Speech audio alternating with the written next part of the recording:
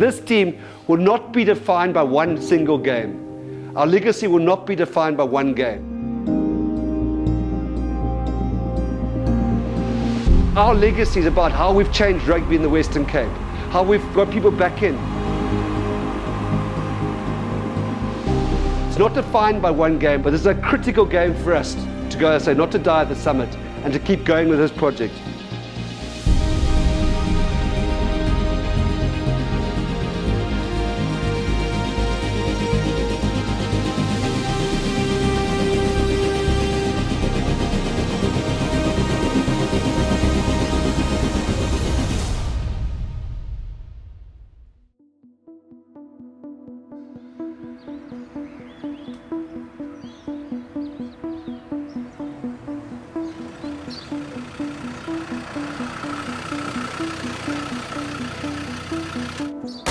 I'm the head coach of the DHL Stormers and DHL Western Province, basically responsible for the performance of the elite teams, the two performance teams, which we would regard as the Stormers and the Western Province team in the Currie Cup.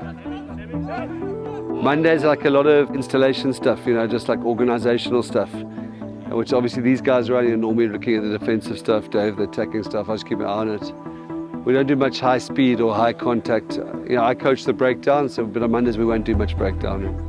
Always setting up his exit breakdown. So you don't hit the shield. Literally fall over, set it. We'll play these guys here. We said it's chaotic exits. It's really useful with the length, with the second guy's hand on the ground. Go, just play. It's important, obviously, to get all our stuff to sort of catheterize, or whatever the word is, get rid of Saturday. So, the review stuff and all that sort of fault correction from Saturday. As like sort of the head coach, it throws out a lot of issues of personnel, whether it's guys getting dropped or guys who've got injury doubts or guys who weren't in. It's a tough organisational day. And also you're dealing with guys' feelings, because you've got to give quite a bit of bad news, whether it's injury-based bad news or worse, just dropping or not selecting a player. Right? I know you want to play a quarter-final. Yeah. It's neck and neck. I'm sorry to give tears about it, but I can't read out the team. Eventually, it's not the case for the semi-final. I'm also not promising you the semi-final. Yeah. We haven't made a commitment. It's fucking tight. No, Dollar, I understand. I was actually wondering what. It's the worst thing about head coaching. I went and spoke, I don't know if you saw, to Paul de Vet, who's very unlucky to miss out this week to Herschel. I think because I get nervous about it, you tend to give the bad news too quickly. The players often say they want, to be brutally honest, but that's also cruel, eh? So it's a more sort of, a sort of caring sort of candor. I don't know, but I'm not good at it. I tend to just blurt it out because I want to get it out. My job, I think, is to make guys feel as secure as possible in the environment, that they're cherished, they're part of it, that we have a sort of largely de-stratified organisation where guys can express themselves, can express any vulnerability, allows them to communicate. But as regards man management, is just trying to think that this is somebody's child and how you'd like your child to be treated. I know it's a bit trite, and we don't get it right, but it's a nice lofty goal to have.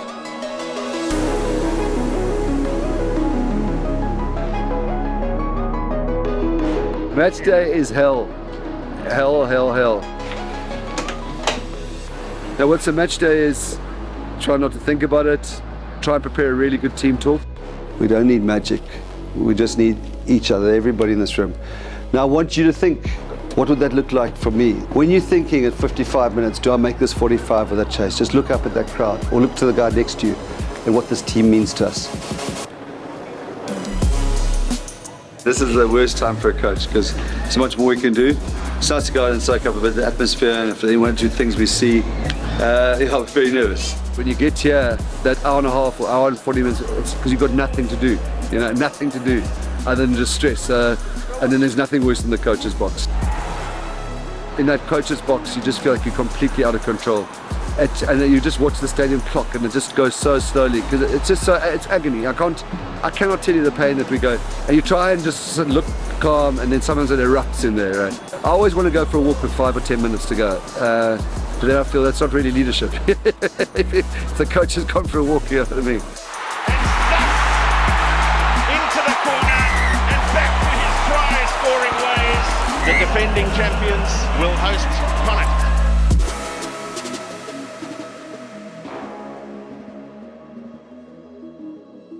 I struggle to watch a session like Wednesday because I'm worrying about injury. So the other guys like Darby and them, they're running the session, and you want intensity, you want the numbers, but I can't watch. Get up. There's also a little bit of a squeeze because we're about to go out and say this session's our most important one of the week.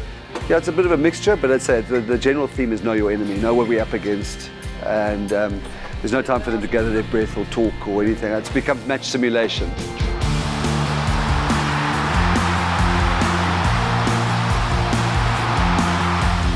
Davids stays strong in the tackle and Liverpool. It's 40 minutes between us going either playing a final here in front of these people or going off to the Viva to play Leinster in a final.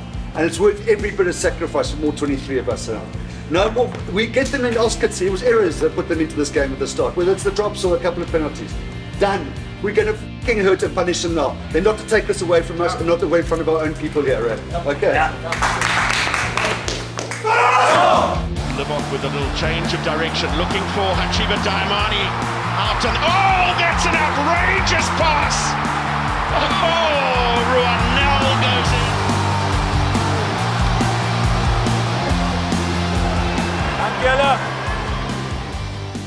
On behalf of everybody involved, Dave, myself, everybody involved, well done.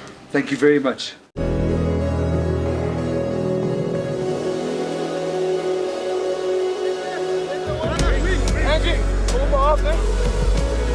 The week was brilliant. I think probably our best training week. I think our Wednesday session was superb. Also good captains, good energy, good vibe. The guys are feeling it. It's not like we're complacent or think that, yeah, the guys are really bought in, which is why I just try to lighten it a little bit today.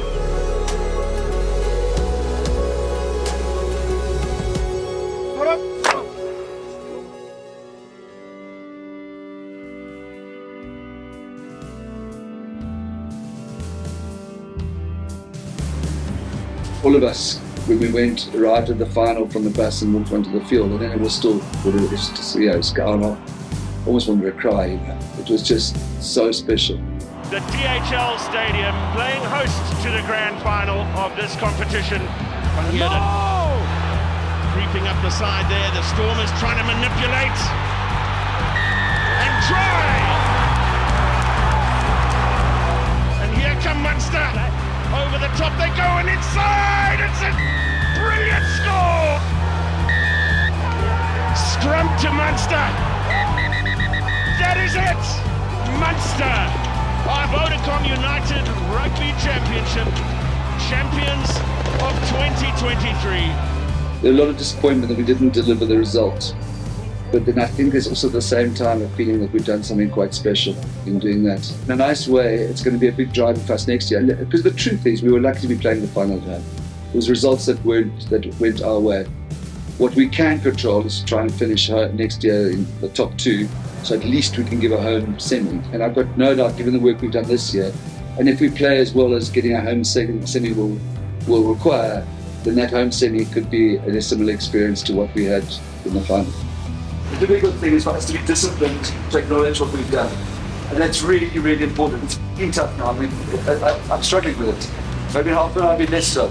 But we have to acknowledge what we've done, what we've laid on for the people, what we've done as a group. Trying to get his ball away and the interception is there. It's one of those jobs that never finishes. It's not like, there will be somebody when I go to sleep at night that I should have spoken to or done something about.